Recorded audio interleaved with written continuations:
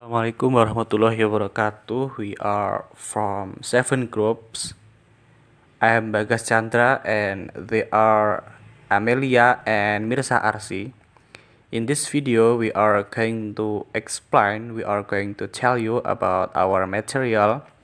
The first about what is neurolinguistic, and then the second what is language areas in the brain, and then the third what is slips of the tongue, and then the fourth what is aphasia, and then the last is what is critical period.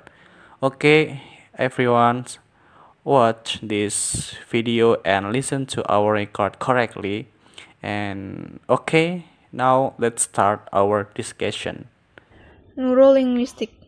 Neurolinguistics is the study of language-brain relations. Its final goal is the comprehension and explanation of the neural basis for knowledge and use of language.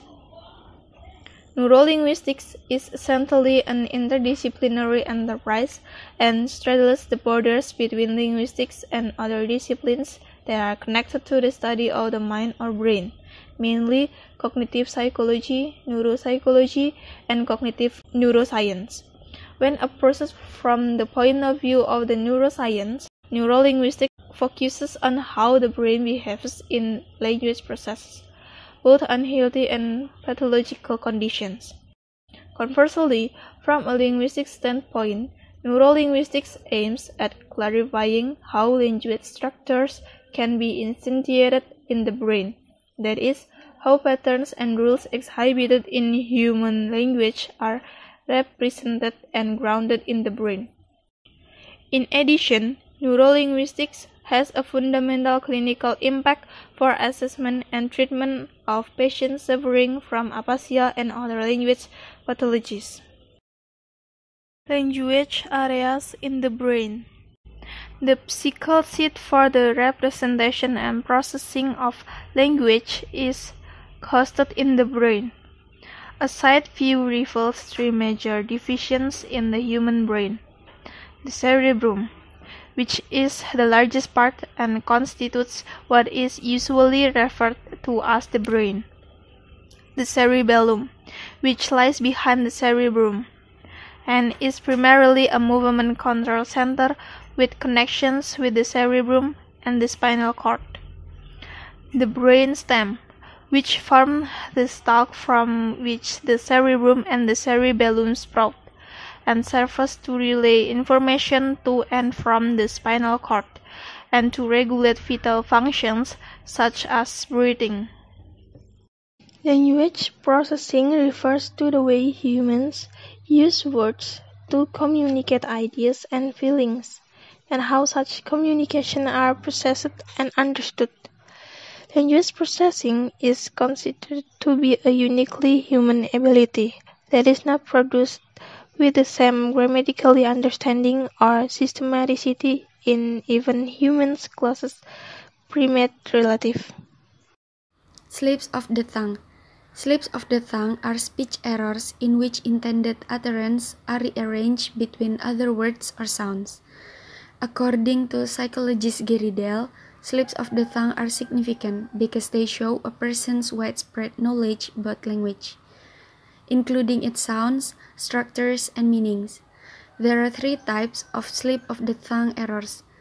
These types include sound errors, morpheme errors, and word errors. A sound error occurs when the sounds in words close by are exchanged. For example, instead of saying flower pot, one says power float. A morpheme error occurs when morphemes, which are the smallest meaningful units in language, are switched in words close by. For example, instead of saying self-destruct instruction, one says self-instruct destruction. Word errors occurs when actual words are rearranged. For example, instead of saying reading a book to my dog, one says reading a dog to my book. Slip of the tongue can be either conscious or unconscious. According to Sigmund Freud, slips of the tongue reveal the thoughts and desires of the unconscious mind.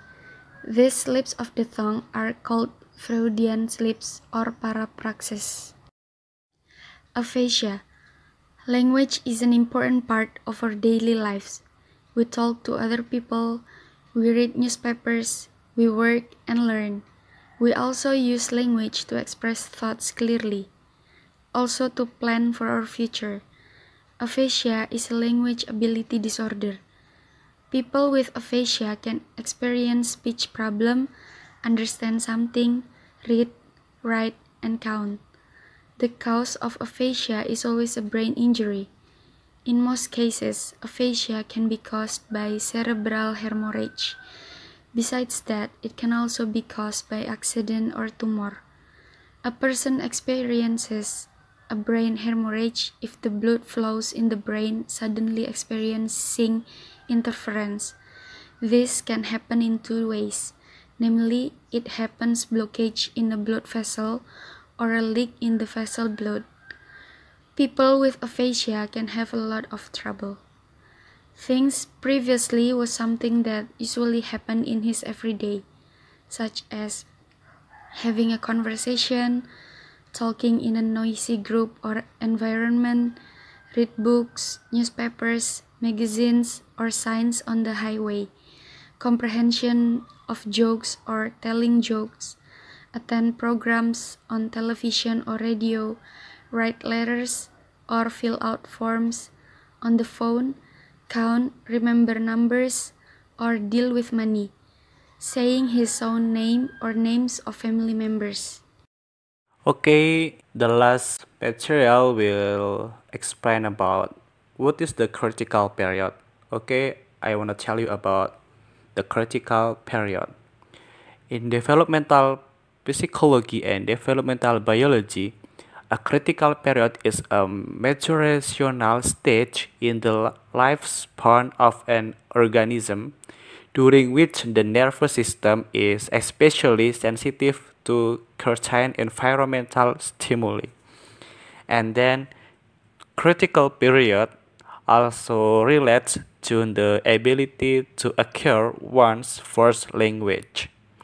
And then the concept of a critical period therefore plays an important role in the age-old nature versus nature debate to what extent are our abilities determined by intrinsic factors.